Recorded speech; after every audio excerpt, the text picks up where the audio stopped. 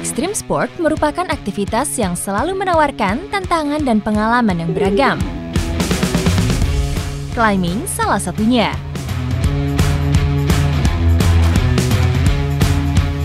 Saat ini saya udah berada di Indeng Genitri di Kabupaten Mojokerto, dan saat ini juga saya lagi siap-siap mau climbing bareng sama atlet kejuaraan kita nih. Ikuti jejak saya, jejak petualang. Berbeda dari biasanya, kali ini saya merasa sedikit kompetitif karena akan manjat bareng atlet muda. Sekarang saya lagi siap-siap mau manjat. Ini tebingnya itu dari batu andesit, jadi saat kondisi hujan seperti ini udah pasti licin. Nah, itu tantangan pertamanya. Tapi kita lihat, ayo jago-jagoan mana? Saya atau Afi nih? Siap ya? Siap! Siap! Fokus di dunia panjat, Afi memiliki pengalaman yang cukup mumpuni. Tapi saya tidak akan mundur begitu saja. Nih, untuk jalurnya emang berbeda. Dan tingkat kesulitannya pun juga berbeda. Tapi ini emang bener-bener kalau bagi saya sangat sulit. Beda kalau sama Afi.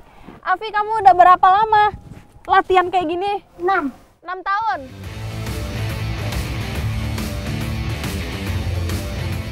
Jadi karena musim hujan menambah kelicinan batu-batu ini. Jadi otomatis tingkat kesulitannya pun juga meningkat. Nyari gripnya nih yang susah.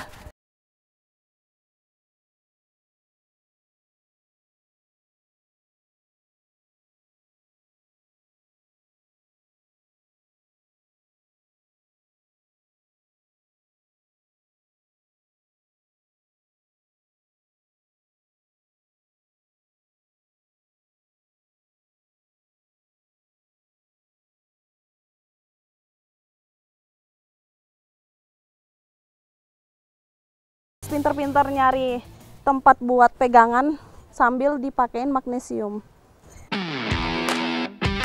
Bubuk magnesium berfungsi untuk mengurangi keringat dan meningkatkan cengkraman atau grip pada tangan supaya tidak licin. Semakin mendekat ke Afi tapi justru semakin sulit nih. Afi, tunggu ya. Ini saya harus benerin tali juga. Baru bisa benerin tali aja udah seneng banget. Tali yang tidak beraturan sangat menghambat pergerakan saya. Berarti Afi latihan kayak gini rutin? Jadi karena Afi ini merupakan atlet kelas youth, latihannya itu setiap pulang sekolah latihan di tebing kayak gini. Tujuannya untuk meningkatkan endurance. Jadi nggak gampang lemes ya. Afi ini usia 13 tahun, udah sering juara ya, apalagi udah sampai juara 2 di tingkat provinsi. Sebagai atlet, Afi sering berlatih rock climbing untuk mengasah ketahanan fisik serta mentalnya. Buah dari kegigihannya menjadikannya salah satu atlet muda yang potensial.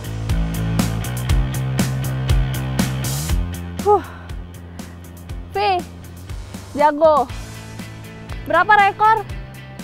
Tuh, 15 meter 8 detik. 15 meter 8 detik. Kurang keren apa coba? Masih muda, udah sejago ini. Giliran saya nyusulin sekarang. Dengan postur yang masih kecil, dia lincah bergerak dari satu titik ke titik yang lain. Oke, setengah jalan lagi, kita harus tetap semangat. Yuk, lanjut! Setiap titik tantangannya berbeda-beda. Ini udah semakin mendekat ke atas, tapi justru ini jalurnya udah bukan batu lagi, melainkan tanah basah nih. Jadi empuk, gak sakit di kaki, tapi licin ya, susah ya. Tinggal dikit lagi yuk, gak boleh menyerah. Ayo Afi, gas! Sebuah pepatah mengatakan, tidak ada orang hebat, melainkan orang terlatih. Apa yang dilakukan Afi selama ini merupakan buah dari kegigihan dalam berlatih.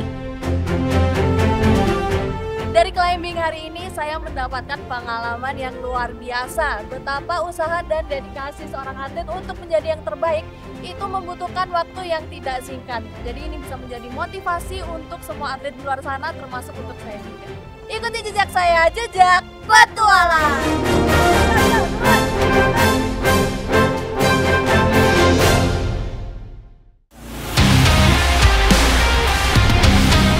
Air terjun setinggi 200 meter ini dulunya lebih dikenal dengan nama Lawean atau dalam bahasa Jawa artinya 25.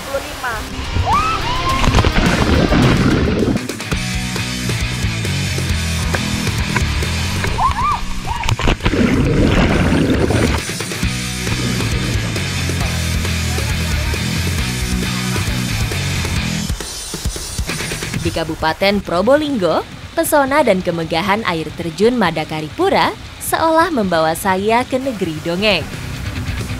Cuaca panas di Probolinggo emang paling pas buat main air. Nah, hari ini saya bersama Anin mau main ke air terjun Madakaripura. Ikuti jejak saya, jejak petualang. Tempias air yang terbawa angin menerpa tubuh kami berdua, seperti memupus terik matahari hari ini. Untuk menuju air terjun utama kita harus trekking dulu sejauh kurang lebih 1,5 kilometer ya. Selain itu kita juga harus melewati 5 air terjun kecil ini yang menyerupai hujan. Dan di sini airnya dingin banget. Menjadi salah satu air terjun tertinggi di Indonesia, Madakaripura memiliki deretan tebing yang membentuk relung. Air yang keluar dari celah batuan jatuh terurai seperti tirai. Lingkungan seperti ini juga menjadi rumah bagi berbagai biota. Di sini tuh emang airnya dingin banget dan kita nggak bisa nemuin banyak ikan. Tapi uniknya nih, di sini tuh masih ada banyak kecebong atau anak katak. Nah, ini menandakan kalau alamnya itu masih terjaga banget dan airnya sangat-sangat bersih. Berbagai jenis fauna penghuni Madakaripura mengisyaratkan keseimbangan ekosistem yang masih cukup alami. Wah, akhirnya kita sampai juga ke air terjun Madakaripura. Keren banget ya. Air terjun setinggi 200 meter ini dulunya lebih dikenal dengan nama Lawean atau dalam bahasa Jawa artinya 25. Karena air terjun ini berasal dari 25 aliran air terjun lain yang ada di sekitarnya. Keren banget ya. Setelah menempuh perjalanan yang lumayan melelahkan, Pukau Madakaripura memupus letih kami.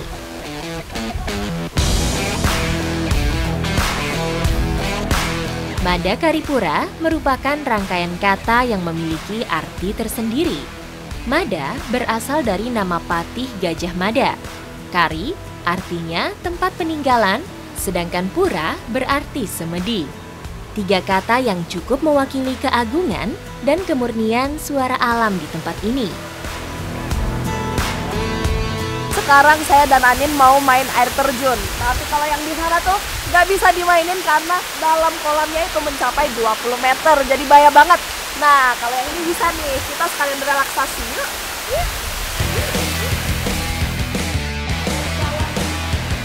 Sekarang saatnya kami merasakan pijatan alam Madakaripura.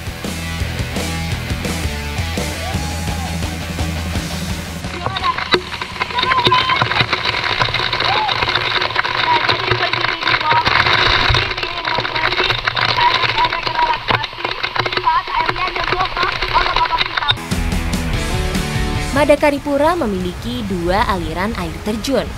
Air terjun kecil ini berasal dari celah bebatuan tebing, sedangkan aliran yang besar berasal dari sungai utama. Madakaripura, sebuah hadiah alam yang tidak hanya menakjubkan, namun memberi cerita baru dalam petualangan saya. Pas banget nih, habis dingin-dingin main air terjun, sekarang kita menghangatkan badan, sekalian juga kita mau bakar ayam. Setelah hampir seharian menyusuri dan menikmati Madakaripura, Sekarang waktunya kami mengisi perut. Makanan hangat cocok untuk memupus suasana dingin di tempat ini. Cara paling benar untuk menutup petualangan kita hari ini adalah dengan makan makanan yang hangat. Ikuti jejak saya, jejak petualang.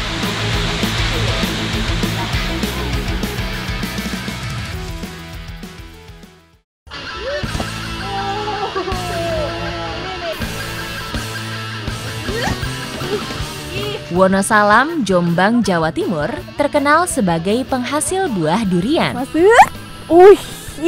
Mas lihat dong Mas, keren banget.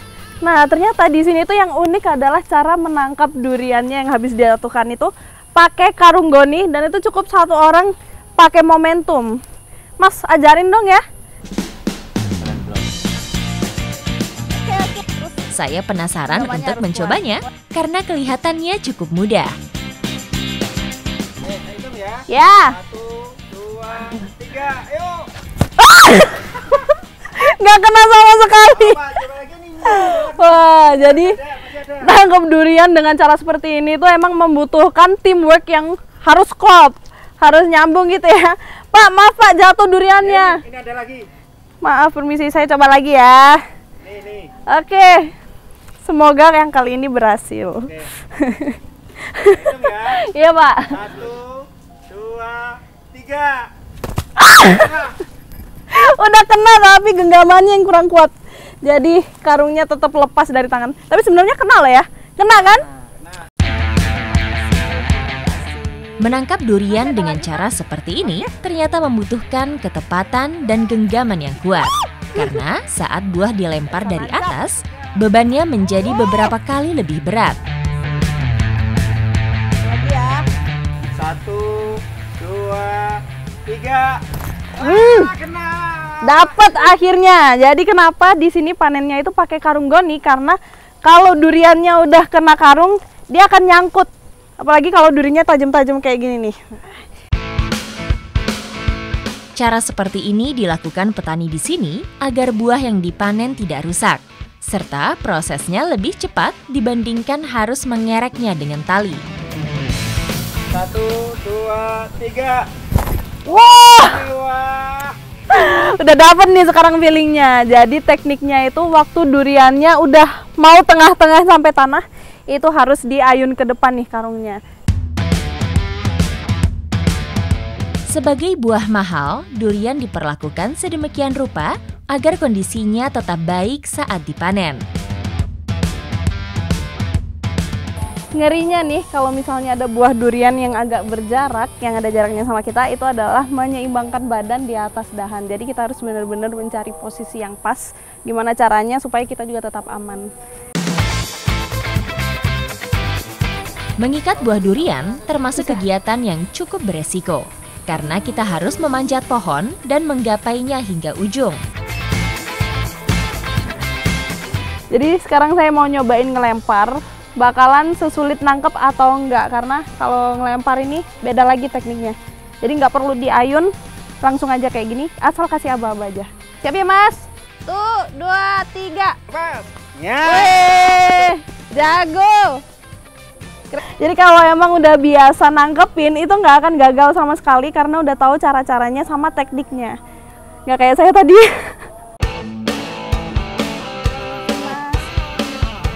Mempelajari hal baru memberikan kesan di setiap petualangan saya. Seperti panen durian ini yang awalnya emang sulit, tapi bukan berarti gagal karena setelah beberapa kali dicoba akhirnya saya bisa juga.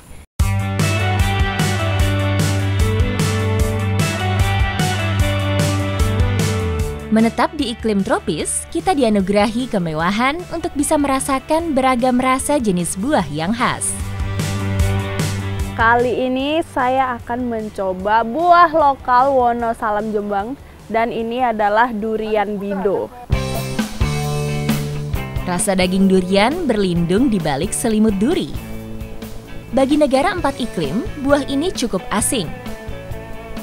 Melindungi rasa dagingnya dengan tampilannya, buah dengan salah satu jenis buah yang paling digemari oleh masyarakat Indonesia termasuk saya. Durian bido ini teksturnya sangat lembut dan rasanya itu pas banget perpaduan antara pahit dan manis.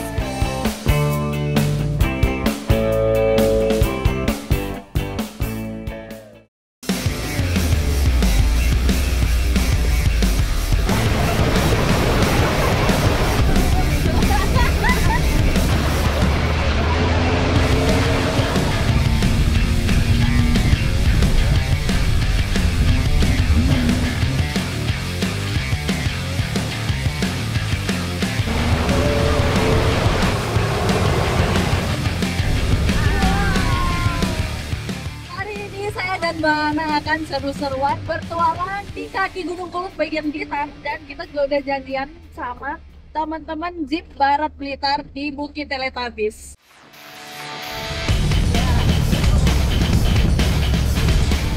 Kaki Gunung Kelut memiliki medan yang cukup menantang untuk saya eksplor dengan menggunakan Jeep.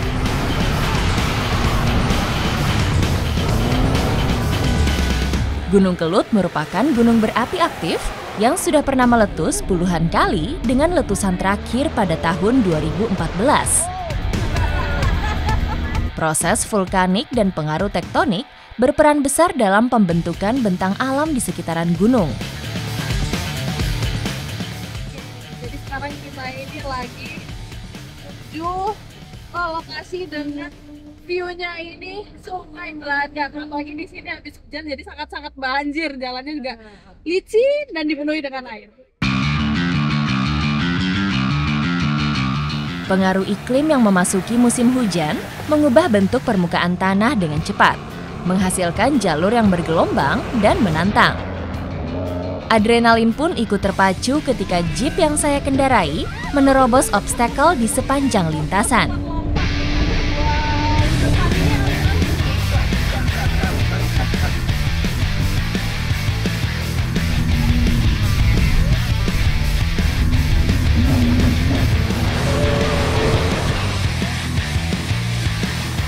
Setelah lelah menjelajah daerah Gunung Kelut, saya menemukan spot yang istimewa untuk beristirahat.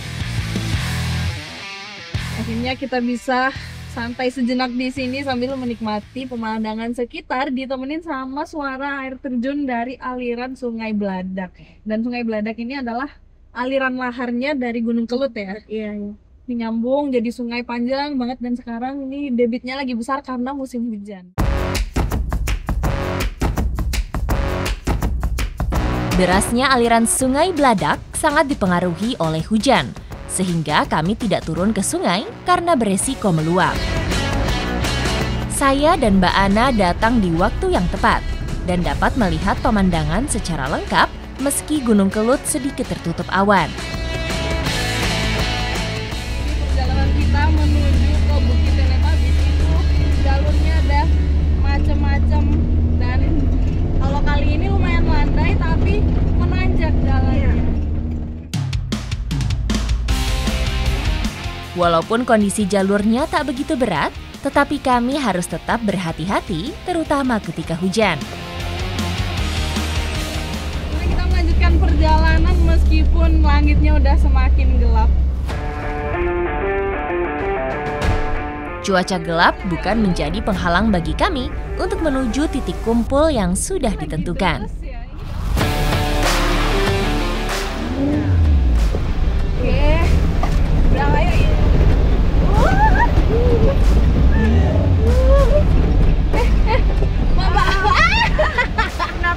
Kenapa?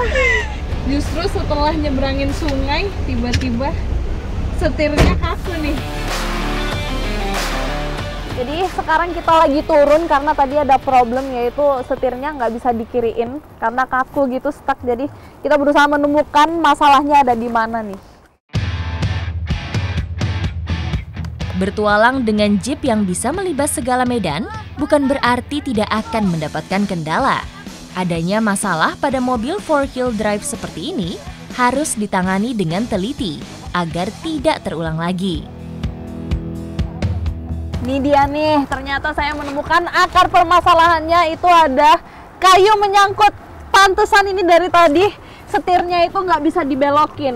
Jadi biasanya kayu nyangkut ini adalah problem yang normal, yang biasa kalau habis melewati sungai yang dalam. Ini tadi kan nggak kelihatan ya dasar sungainya ada apa, jadi ini nih. Benda-benda yang terbawa arus sungai memang kerap kali menimbulkan masalah pada kendaraan yang melintas. Untungnya, kali ini yang tersangkut merupakan kayu yang cukup besar. Ini agak sulit ditarik, ternyata kayunya itu sangat panjang. Untuk melepasnya tidak boleh dipaksa, harus dilakukan dengan hati-hati.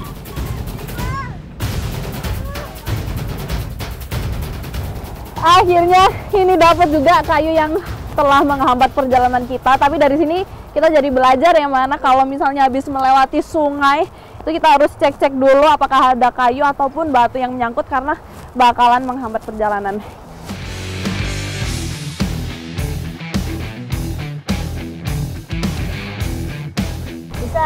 Bisa, udah. Ya. Kita lanjut perjalanan.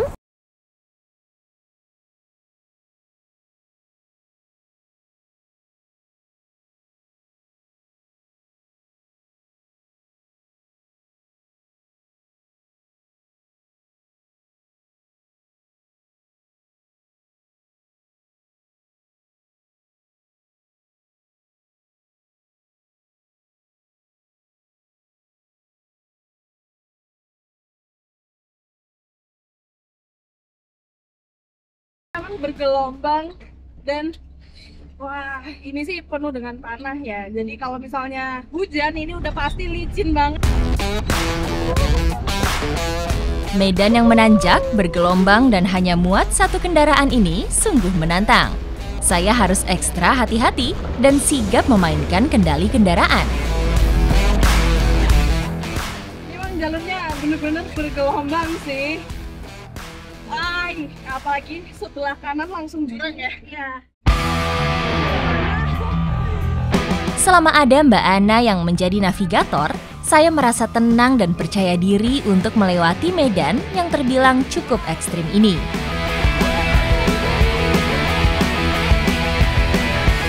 Tak terasa, perjalanan kami sedikit lagi sudah sampai. Kita udah mulai mendekat ke titik kumpul kita, yaitu di Bukit Teletabi. Tingkat kemiringan medannya semakin berkurang ketika mendekati titik kumpul, menjadi lebih landai tanpa halangan berarti. Teman-teman dari komunitas sudah menunggu kami. Oke. Akhirnya kita sampai juga di titik kumpul kita, yaitu di Bukit Teletabis. Jalan ke atas ini emang bener-bener ekstrim nih, ngeri banget. Paling nggak punya pengalaman, Jen. Benar. Tuan Blitar. Tapi begitu udah nyampe atas ini pemandangannya, keren banget. Bukit yang berada di Dusun Gambar Anyar, Desa Sumber Asri ini memang dikenal dengan pemandangan hijau yang menawan. Keindahan landscape lembah dan perbukitan mengobati rasa lelah saya setelah berjibaku mengendalikan mobil off-road seharian. Pemandangan hijau di bawah itu adalah perkebunan yang sempat kami lalui tadi. Gak heran karena emang view-nya itu perkebunan tebu seluas kurang lebih 10 hektar. Akhirnya setelah melalui perjalanan yang cukup ekstrim namun menyenangkan, kita dihadiahi dengan pemandangan seindah ini. Apalagi bisa menikmatinya bersama teman-teman komunitas. Ikuti jejak saya, jejak petualang!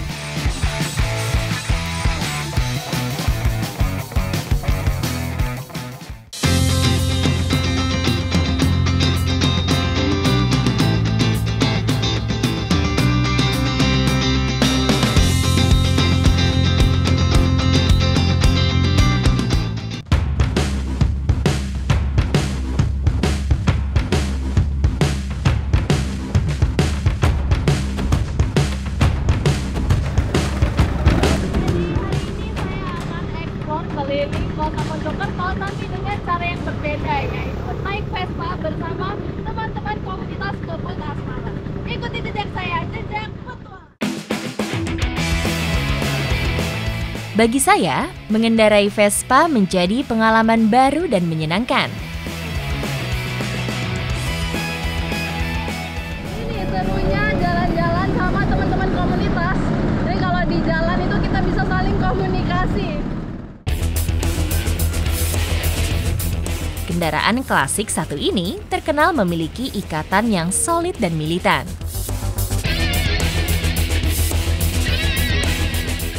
Mulai terasa rintik kecil-kecil. Langitnya juga gelap, tapi kalau kita berdoa semoga diberi cuaca yang bagus. Cuaca kurang bersahabat tidak mematahkan semangat saya dan teman-teman komunitas untuk mengelilingi kota Mojokerto. Pada ngeri-ngeri kalau yang udah jago, udah lama terjun di dunia motor-motor klasik seperti ini. Wah, udah bisa ngelakuin trik macem-macem, bahkan berdiri sambil lepas tangan. Kalau saya sih nggak berani ya. Motor asal Italia satu ini memberikan kesan nyaman saat dikendarai. Hati-hati saat berkendara menjadi hal wajib yang kami lakukan. Saat ini kita sedang menuju ke daerah Candi Gentong.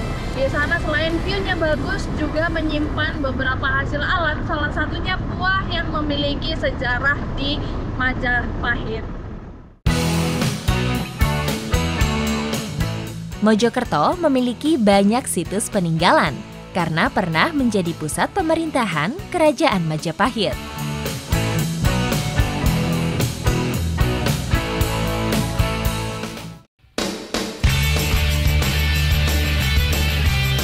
Ini ada buahnya nih. Nah, yang depan ini banyak. Wah, jadi ini dia bentukannya pohon maja. Dan ini pohonnya meskipun udah tua tapi tetap nggak tinggi-tinggi banget. Di atas ini banyak buahnya. Saya ambil ya. Boleh. Oke. Buah maja dan Majapahit memiliki hubungan erat, yaitu menjadi simbol kemenangan dan kebesaran kerajaan dahulu kala. Nih, ada buah maja yang matang. Ini bisa dilihat dari warnanya. Terus ini bentuknya besar, hampir kayak versi mini dari semangka nih. Buah maja memiliki ukuran yang cukup besar. Saya pun hanya perlu memetik secukupnya.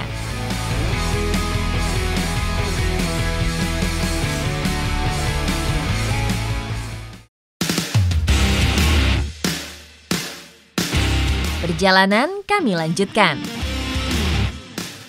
Menikmati indahnya jalanan Mojokerto, udah setelah naik Vespa, sekarang tinggal menikmati buah maja yang tadi sudah saya petik.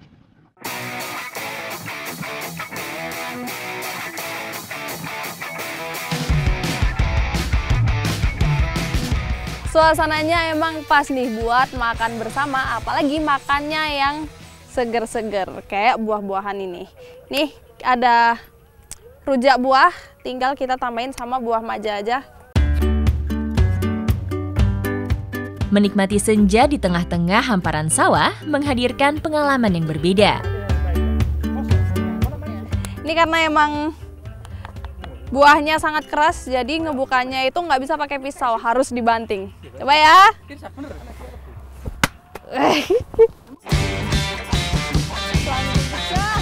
Buah maja memiliki daging yang cukup banyak, hampir mirip dengan daging buah serikaya.